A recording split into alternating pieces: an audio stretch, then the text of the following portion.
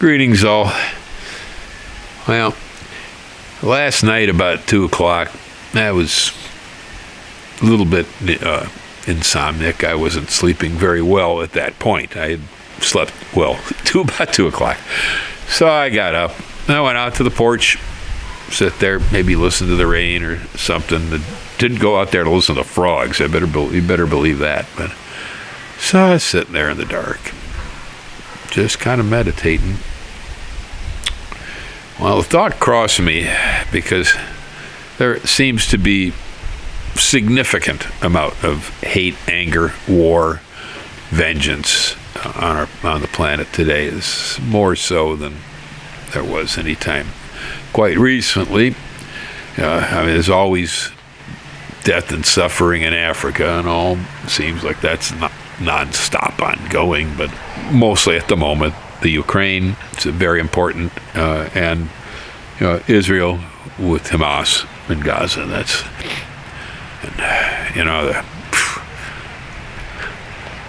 I've never really been certain why so many people seem to hate the Jews and want them dead. I have not figured that out. I grew up in an area of Chicago where we had the Hebrew butchers, kosher butchers and so on. And as a kid, my goodness, my stepfather would take me over to Sinai Kosher Packing Plant over there on that'd be Pershing. That was Pershing. Anyway, doesn't matter. But we go over there if he happened to be off work and was doing a little bit of babysitting with me and Bob. We'd go over and we'd get sandwiches from the deli counter. The guys that have the yarmulkes, and the spit curls, they use the Hasidic Jews really are the ones that do the kosher butchering stuff in Chicago. They are anyway. And so here we go, and for 50 cents,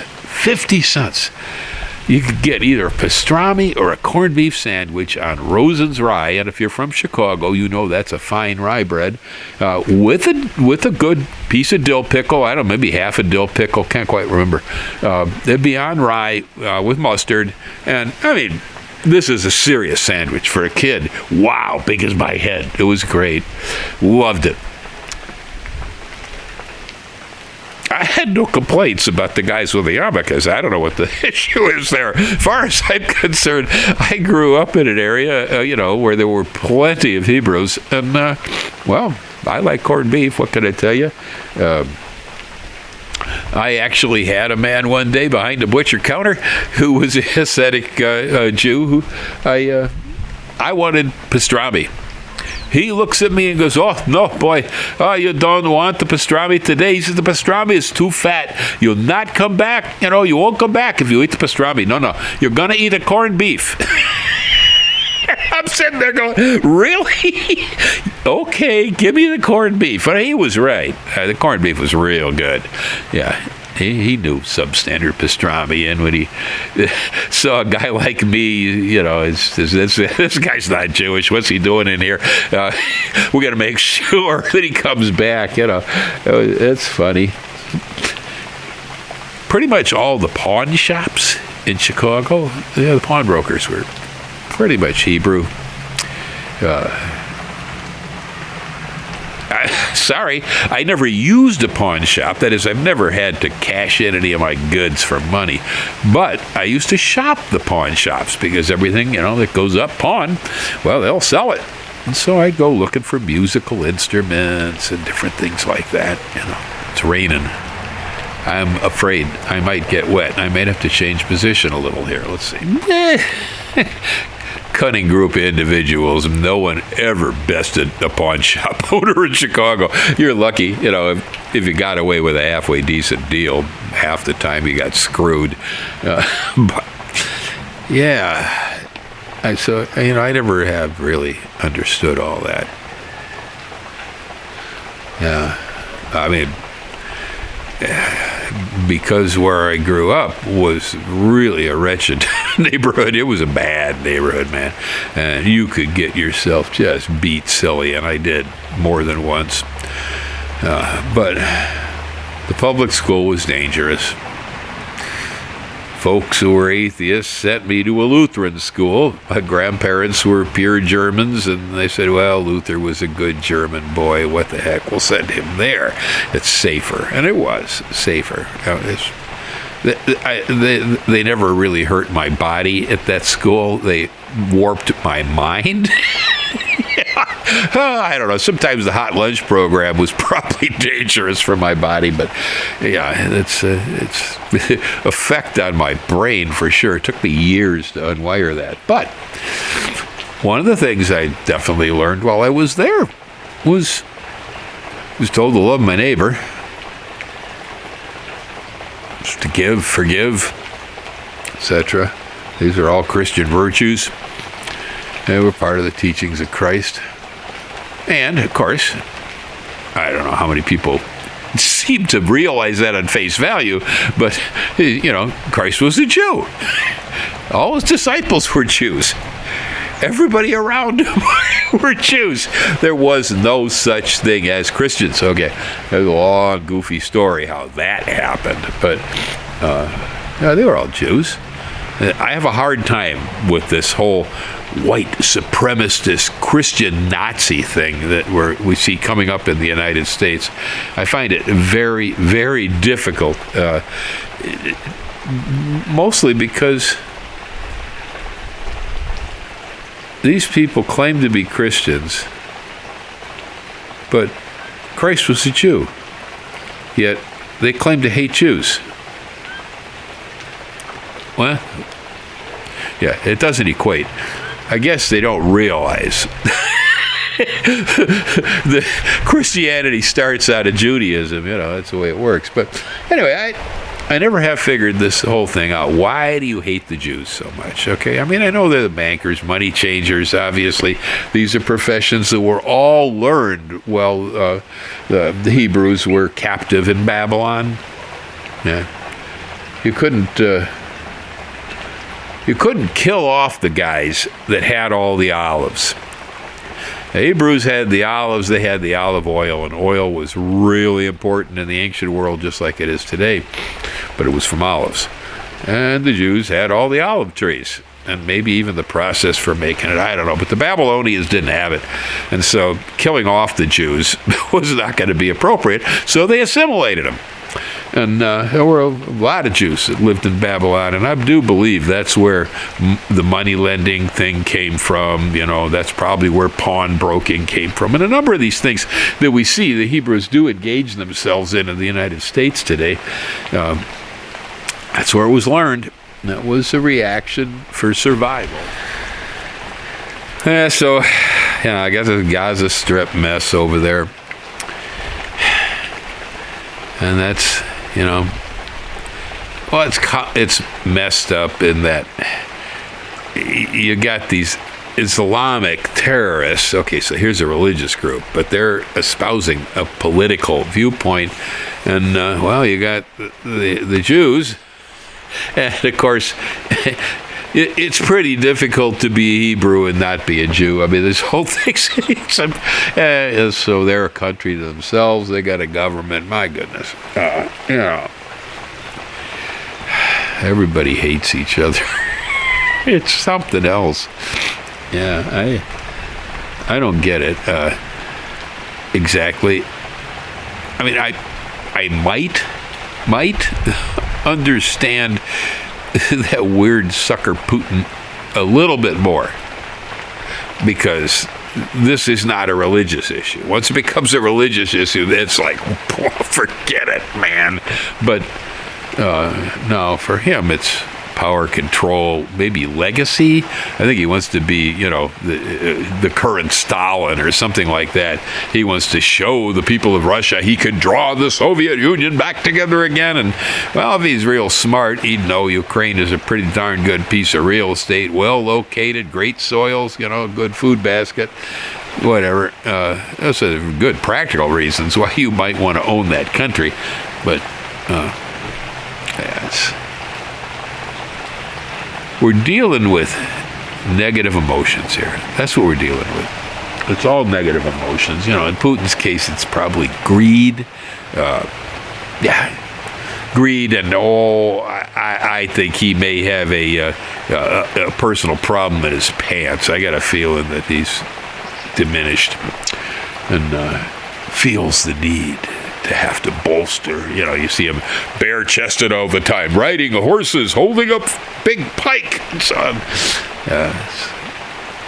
That's usually someone who has a little bit of male deficiency when they go through that kind of stuff. But, well,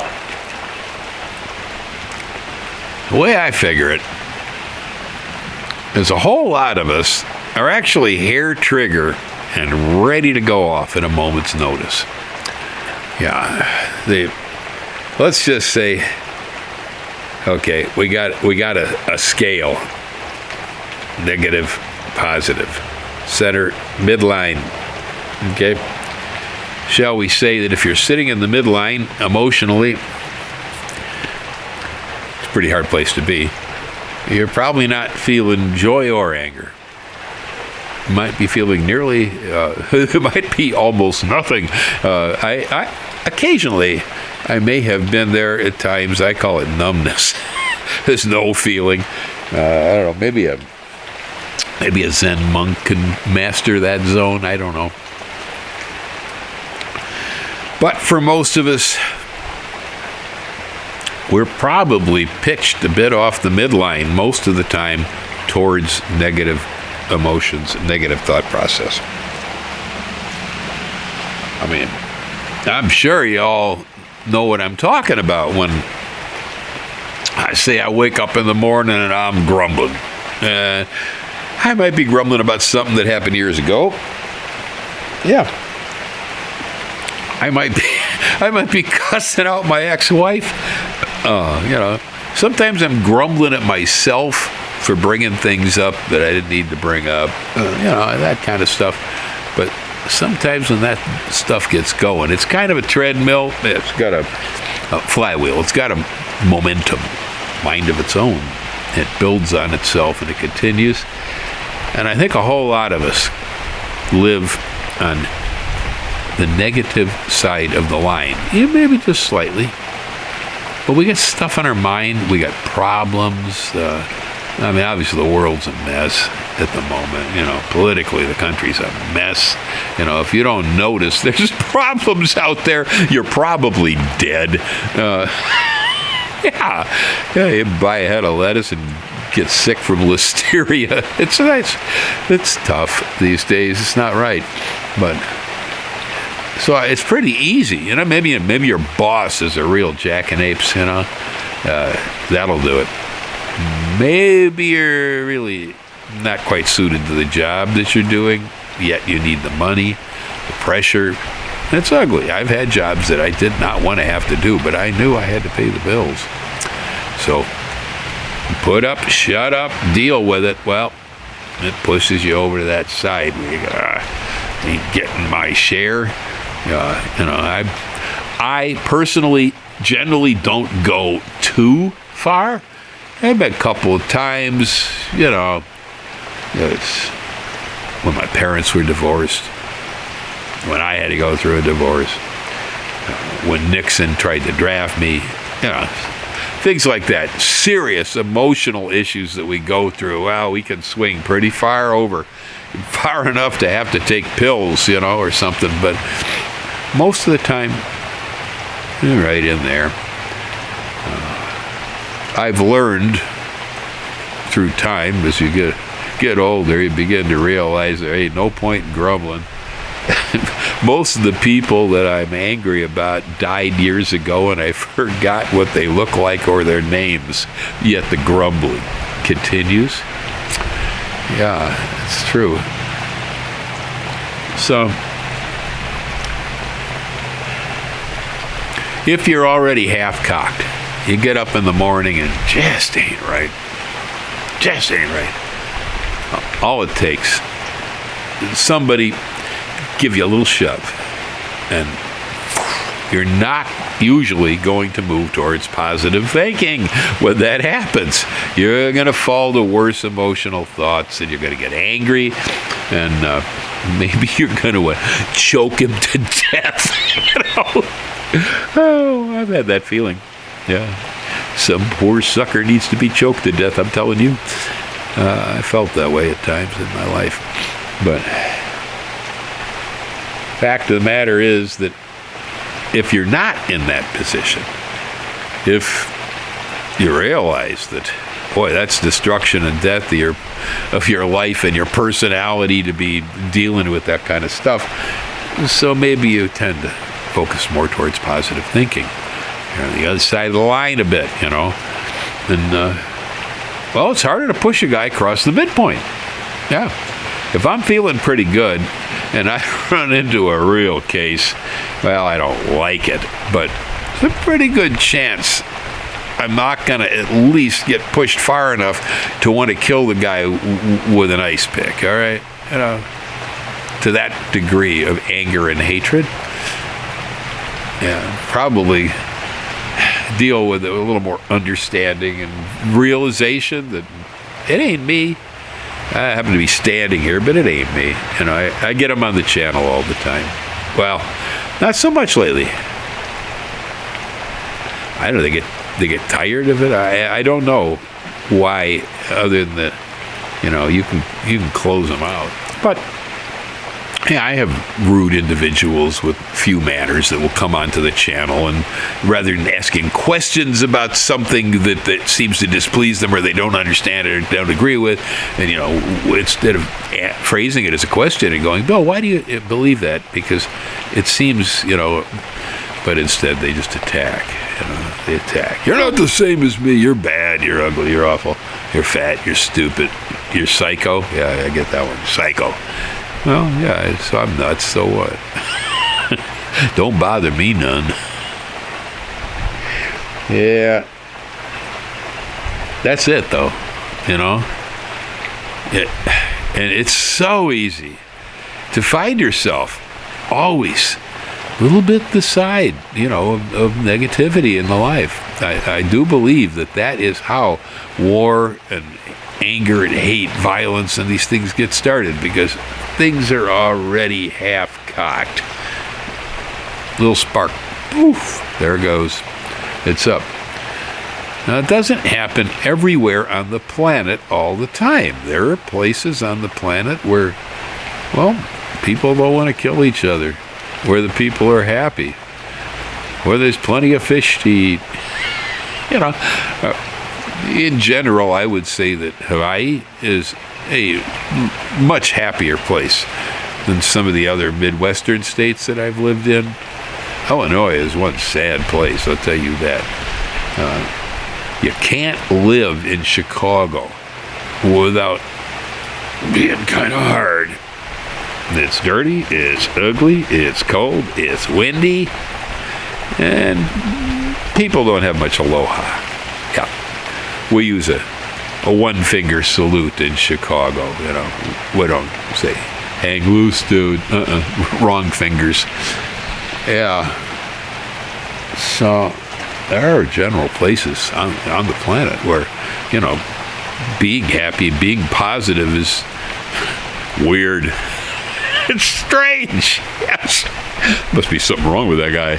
He's walking down State Street and he's smiling.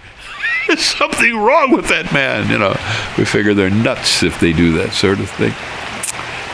Yeah, it's kind of interesting, The way some places seem to be more one way than the other. Here we got aloha, no hana, and these are cultural ideas. You probably get more goodwill out of people in the street around here than you do in New York. San Francisco, great city, love it. That was where Summer of Love started and all that. But I'll tell you, San Francisco has a great reputation for being cold. Not necessarily mean, but indifferent. In different situations. Well, anyway, the moral of this story, or the point of this video, is consciously doing what you can to push yourself. The other side of a midline in your emotions towards living in a state of more positive thinking. Now, I'm sure I've been told before, oh God, you're naive. The world's awful. Well, I know that. Yeah, I got bruises to show it. Okay, I know it's awful. You don't have to prove that to me, and I'm not naive. No, I happen to know that reacting in negativity to the state of the world puts me in a situation where I'm always in pain. If I can figure out how to adjust my thinking, that even though I know it's all out there and it might be horrible, it doesn't matter because I'm me and I have my thoughts and I do my good works and so on. And,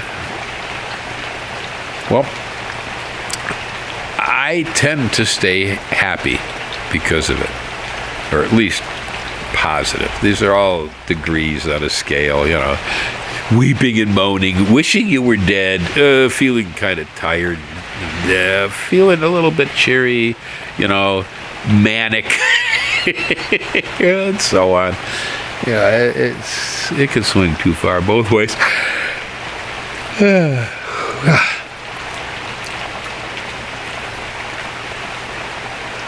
But so the moral of the video is paying attention to your thoughts.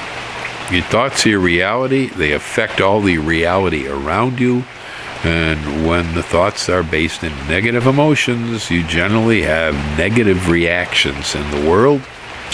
And you will be negative about it, too.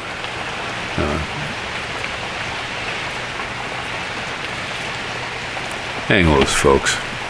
Aloha. And just have a wonderful day.